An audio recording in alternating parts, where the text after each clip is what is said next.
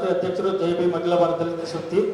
ಇವತ್ತು ಪತ್ರಿಕಾಗೋಷ್ಠಿಯಲ್ಲಿ ಸೇರ್ತಕ್ಕಂಥ ಎಲ್ಲ ಒಕ್ಕೂಟದ ನಮ್ಮ ರಾಜ್ಯ ಮುಖಂಡರಿಗೆ ಸ್ವಾಗತವನ್ನು ಬಯಸುತ್ತಾ, ಮುಂದೆ ಇರತಕ್ಕಂಥ ನಮ್ಮ ಮಾಧ್ಯಮ ಮಿತ್ರರಿಗೂ ಸಹ ಸ್ವಾಗತ ಬಯಸ್ತಿದ್ದೇನೆ. ಆತ್ಮೀಯ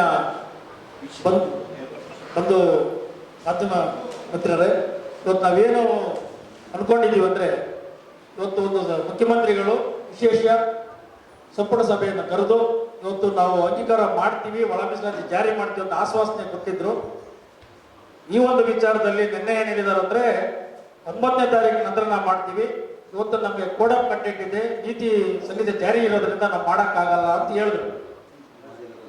ಈಗಾಗಲೇ ಮಾನ್ಯ ಮುಖ್ಯಮಂತ್ರಿಗಳಿಗೆ ನಾನೊಂದು ಮನವಿ ಮಾಡ್ತಾ ಇದ್ದೀನಿ. ಮಾನ್ಯ ಮುಖ್ಯಮಂತ್ರಿಗಳೇ, ಕೋಡ್ ಆಫ್ ಕಂಟೆಂಟ್ ಇರೋಂಥ ಸಂದರ್ಭದಲ್ಲಿ ನೀವು ವಿಶೇಷ ಸಭೆಯನ್ನು ಯಾಕೆ ಕರೆದಿರಿ ಅಂತ ಮೊದಲನೇ ಕ್ವಶನ್ಸ್ ನಮ್ಮದು. ಅನಂತರ ಎಲ್ಲ ಒಂದು ನೀತಿ ಸಂಹಿತೆ ಜಾರಿ ಅಂತ ಸಂದರ್ಭದಲ್ಲಿ ಕೆಲವು ಕಾಮಗಾರಿಗಳೆಲ್ಲ ಕಡೆ ಉದ್ಘಾಟನೆ ಮಾಡಿಸಿದ್ರಿ, ಅದು ಎರಡನೇ ಕ್ವಶನ್ಸ್ ನೀವು ಮಾಡಬಾರ್ದಾಗಿತ್ತು.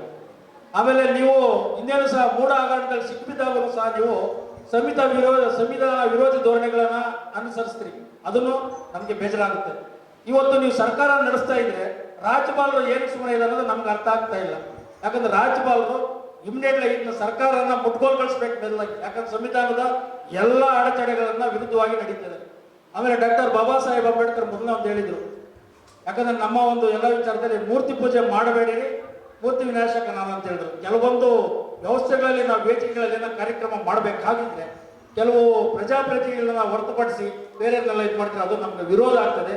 ಮುಂದಿನ ದಿನಗಳಲ್ಲಿ ನಮಗೇನಾದ್ರೂ ಒಳ ಮೀಸಲಾತಿ ಜಾರಿ ಮಾಡ್ತಾ ಹೋದ್ರೆ ನಮ್ಮ ಮಾದಿಗ ಸಂಘಟನೆಗಳ ಒಕ್ಕೂಟ ಏನಿದೆಯೋ ಈಗ ನಡೆಯುವಂಥ ಚುನಾವಣೆಗಳು 100% ಸೋರಿಸ್ತೀವಿ. ಮುಂದಿನ ದಿನಗಳಲ್ಲಿ ಕಾಂಗ್ರೆಸ್ನ ನಿರ್ನಾಂಶ ಮಾಡೋದ ಗಂಟ ನಾವು ಬಿಡಲ್ಲ ಅಂತ ಈ ಪತ್ರಿಕಾಗೋಷ್ಠಿಗೆ ಮೂಲಕ ಅಂತ ತಿಳಿಸ್ತಾ ಇದ್ದೀವಿ.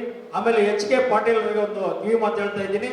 ಅವರು ಹೇಳ್ತಾ ಇದ್ದಾರೆ, ಒಳ ಮೀಸಲಾತಿ ಜಾರಿ ಆಗಿಲ್ಲದ್ರೂ ಪರವಾಗಿಲ್ಲ, ನಾವು ಬೇರೆ ಏನು ಮಾಡಿದ್ರು ಪರವಾಗಿಲ್ಲ, ನಾವು ನೇಮಕಾತಿಗಳನ್ನು ನಾವು ಮಾಡ್ತೀವಿ ಅಂತ ಹೇಳಿದ್ರೆ ನೀವೇನಾನ ಮಾಡಿದ್ದೇನ ಗೊತ್ತಾಯ್ತಂದ್ರೆ ನಿಮ್ಮನ್ನು ರಾಜೀನಾಮೆ ಕೊಡಕ್ಕೆ ನಾವು ಬಿಡಲ್ಲ.